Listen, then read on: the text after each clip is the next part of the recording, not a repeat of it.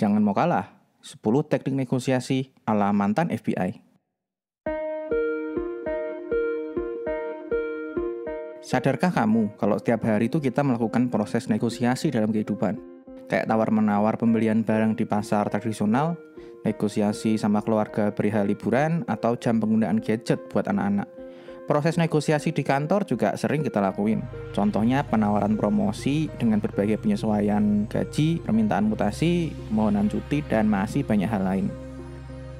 Dampak dari nggak mengetahui teknik negosiasi yang efektif bisa berakibat kerugian perusahaan, misalnya nih finansial, waktu, dan tenaga. Kita pun bakal dianggap kurang bisa bekerja dan nggak bisa dipercaya. Tapi kabar baiknya, teknik negosiasi ini bisa dipelajari siapapun. Dan kalau seseorang itu bisa mengasah teknik negosiasinya dengan sangat baik, maka dia siap untuk menghadapi situasi apapun dalam proses negosiasi, baik di pekerjaan maupun di kehidupan sehari-hari.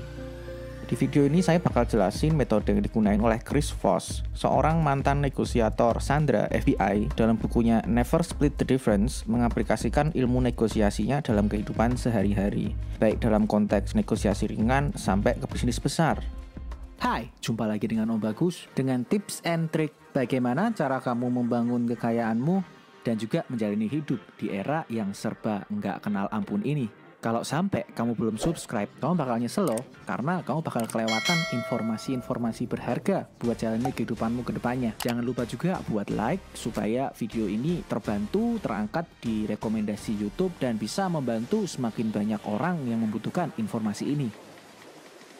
Berikut 10 hal yang penting dipahami tapi sering dilupakan dalam bernegosiasi. Nomor 1, bernegosiasi dengan emosi, bukan dengan alasan.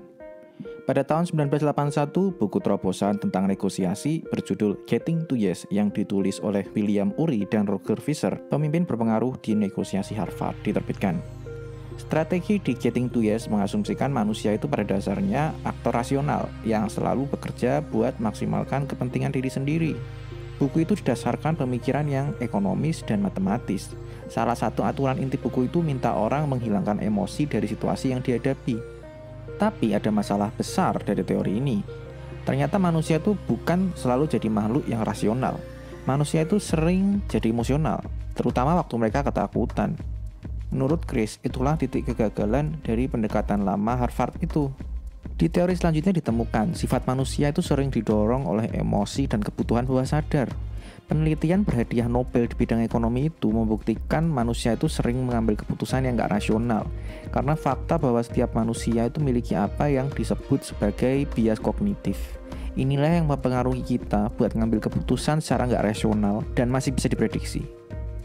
Nomor 2, dengarkan mereka secara baik-baik untuk memahami opini mereka. Film Hollywood sering menampilkan proses negosiasi sebagai barang yang agresif. Ada dua orang yang sama kerasnya buat mendapatkan apa yang mereka inginkan. Tapi Chris bilang pendekatan yang keras-kerasan ini nggak akan bisa membuahkan hasil, tapi malah mengundang perlawanan. Menurut FBI, negosiasi paling efektif itu dimulai dari empati. Caranya dengan mendengarkan pihak lain dan memberikan perhatianmu ke mereka. Negosiasi yang baik mirip dengan percakapan yang dilakukan pasien dengan terapisnya, setidaknya di awal negosiasi. Pertama, kamu harus memahami posisi, perasaan, kebutuhan, dan pandangan mereka sedalam mungkin. Negosiasi cuma bisa dimulai saat mereka merasa dimengerti. Ngomong-ngomong ini bukan berarti kita harus nyetujui semua yang mereka katakan ya. Tunjukkan kalau kamu itu memahami posisinya. Nomor 3, jelaskan secara ringkas kembali apa yang mereka utarakan. Cara praktis pertama buat menunjukkan kalau kamu itu ngerti mereka, yaitu dengan meringkas kembali apa yang mereka katakan padamu. Kamu harus mengulangi lagi apa yang dikatakan mereka secara singkat dan menggunakan kata-katamu sendiri. Kalau kamu lakukan ini, mereka akan merasa kalau kamu itu ngerti dan mendengarkan mereka. Ada dua kata terbaik yang bisa kamu dengar dalam negosiasi. Kata itu adalah, itu benar. Jadi kalau kamu meringkas perkataan mereka, mereka akan mengakui kamu udah paham kalau kamu mengatakan itu benar. Ini adalah kebalikan dari apa yang biasanya kita lakukan saat negosiasi. Kita sering berpikir kalau lebih baik berdebat dan memaksakan pemikiran kita ke orang lain. Dan kalau mereka menyerah dan bilang, ya udah kamu yang benar. Nah, pendekatan yang dimulai dengan emosi itu kebalikannya yang dicontohkan barusan. Nomor 4, berikan label tentang apa yang mereka pikirkan dan sampaikan. Cara lain yang sederhana tapi efektif buat menunjukkan kalau kamu memahami orang lain adalah dengan melabeli orang itu. Pelabelan adalah apa yang Chris sebut dengan menyatakan secara lantang apa yang mungkin dipikirkan dan dirasakan orang lain saat ini. Label biasanya diawali dengan sepertinya kamu atau kelihatannya kamu. Mengatakan ini bisa meredakan emosi negatif yang terpendam. Studi oleh Profesor Matthew Lieberman di UCLA menunjukkan kalau orang melabeli emosi secara verbal, aktivitas di pusat ketakutan di otak itu bakal turun. Chris pernah mencoba masuk ke apartemen berkunci yang berisi banyak orang bersenjata. Mereka baru aja berbuat jahat dan merasa ketakutan dan hampir putus asa. Jadi Chris dan kedua rekannya menghabiskan waktu selama 6 jam di depan pintu. Mereka memberi label tentang apa yang mereka pikirkan dan dirasakan orang dari dalam apartemen itu secara lantang di hadapan mereka. Akhirnya setelah 6 jam, pintu perlahan terbuka dan para penjahat keluar dengan tangan terangkat. Kok bisa? Ya karena pelabelan verbal tentang perasaan mereka membantu mereka merasa tenang dan cukup aman untuk pergi keluar. Nomor 5. Tulis daftar tanggapan terburuk yang mungkin mereka katakan dan sebutkan. Sebelum negosiasi penting dimulai, kita harus buat daftar tentang semua respon terburuk yang mungkin bisa dikatakan lawan bicara. Ini berisi sudut pandang terburuk dari pandangan mereka. Lalu mereka harus sebutkan hal-hal ini di awal negosiasi. Ini mungkin terdengar rada ngawur, tapi ini sama dengan pelabelan. Melakukan ini bisa meredakan banyak hal negatif sebelum mereka sempat muncul di pembicaraan. Akhirnya kamu akan berada di posisi yang lebih kuat buat mengatasi segala keberatan kalau kamu mulai pembicaraan tentang hal itu. Kamu akan punya waktu untuk menyiapkan tanggapan yang lebih bagus. Tapi kalau kamu menunggu sampai mereka menyebutkan hal yang negatif, kamu bakal berada di posisi yang jauh lebih lemah. Plus, kalau kamu mengira kamu berusaha menyembuhkan sesuatu yang negatif, itu bisa merusak kepercayaan mereka. Atau mereka mungkin aja mengetahui hal yang negatif tapi nggak dibicarakan. Tapi secara diam-diam mereka membatalkan semua kesepakatan. Nomor 6. Bicaralah dengan suara yang pelan, tenang, dan jernih. Kita semua pernah mendengar gimana komunikasi nonverbal yang merupakan mayoritas dari apa yang orang-orang di sekitar kita terima dari komunikasi kita. Chris mengatakan ini benar, dan suara kita adalah alat paling ampuh yang kita miliki buat meningkatkan dampak komunikasi kita secara dramatis. Kebanyakan dari kita itu sering terlalu fokus mempelajari kata-kata ajaib yang bakal diucapkan. Tapi kita lupa, cara kita mengucapkannya justru lebih penting. Ada 3 jenis suara yang bisa kamu gunakan selama negosiasi. Suara yang ceria dan positif. Jenis suara ini kedengarannya santai dan bahagia. Wajahmu tersenyum dan kamu lebih rileks. Kita harus lebih sering menggunakan nada ini. Kemudian, suara pembawa radio pada jam malam. Nada suara mereka pelan, tenang, dan jelas. Nada ini menunjukkan kalau kamu mengendalikan situasi ini dan membantu orang merasa tenang dan nyaman. Penting buat menambahkan nada turun di akhir kalimatmu. Terakhir, suara tegas langsung. Inilah jenis suara yang sering dipakai polisi-polisi di film Hollywood. Suara ini sering menimbulkan masalah dan mengundang pertikaian. Jadi sebaiknya jangan sering digunakan. Nomor 7. Buat pertanyaan terbuka buat menyatakan ketidaksetujuan.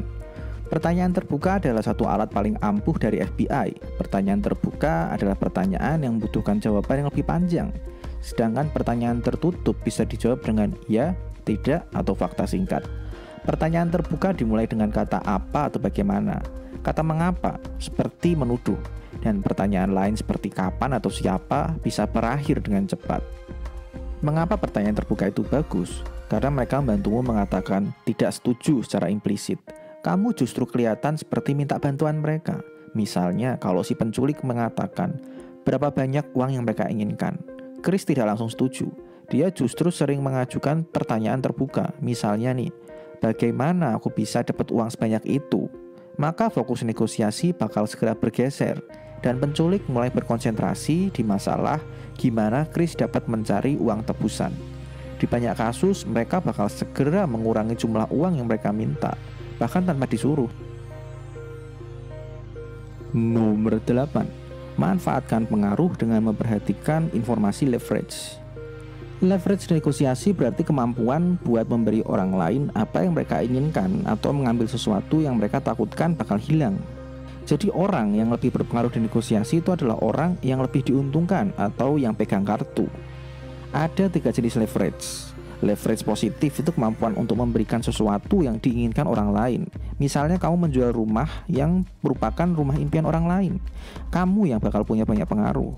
Nah sebaliknya, kalau kamu perlu jual rumahmu minggu depan dan hanya ada satu orang yang tertarik, mereka jadi yang punya banyak pengaruh atas dirimu karena kamu yang benar-benar menginginkan uang itu. Lalu ada leverage negatif. Leverage ini bisa membuat kerugian atau penderitaan bagi pihak lain. Misalnya penculik ini bisa membunuh orang yang dicintai. Leverage ini memungkinkan mereka buat minta uang tebusan.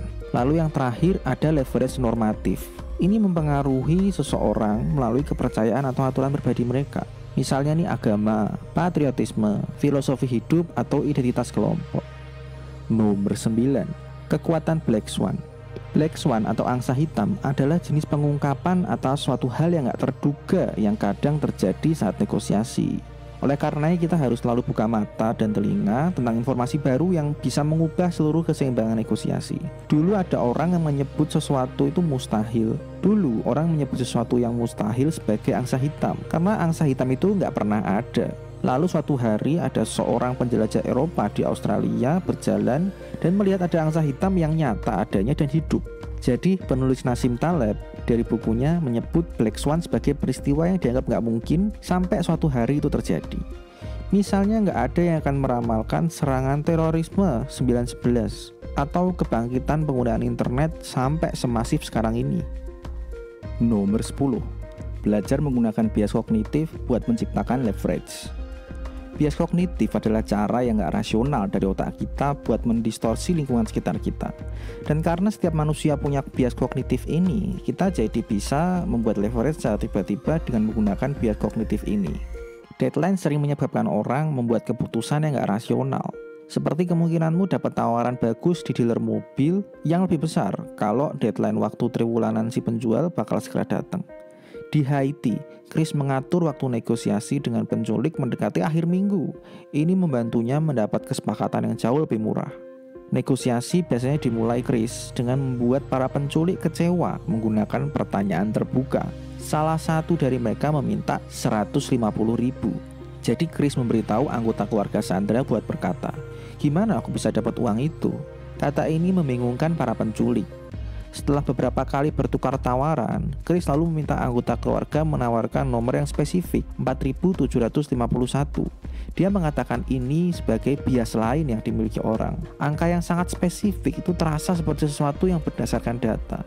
Sementara angka yang diakhiri dengan 0 itu terasa longgar dan fleksibel.